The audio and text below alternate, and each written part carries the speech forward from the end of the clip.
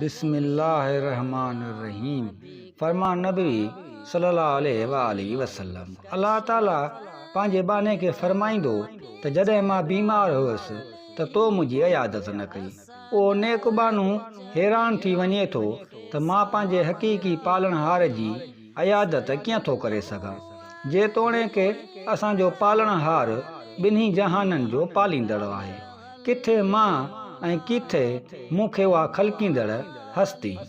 खेसि जवाबु मिलंदो त मुंहिंजो फलाणो नेकबानू बीमार हो, जेकर तूं उन जी इयादत करीं हा त मूंखे उन वटि ॾिसी हा।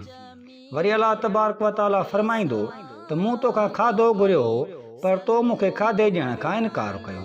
बानू वरी हैरत मां चवंदो त मां ई पंहिंजे पालणहार खे खाधो ॾियां हा। ए ॿिन्ही जहाननि जा पालणहार, मां तुंहिंजी ॻाल्हि न सम्झी सघियुसि।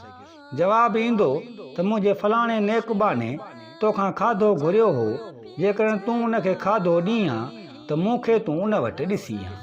वरी अलाह ताला फरमाईंदो त मूं तोखां पाणी घुरियो, पर तो मूंखे पाणी ॾियण खां इनकार कयो।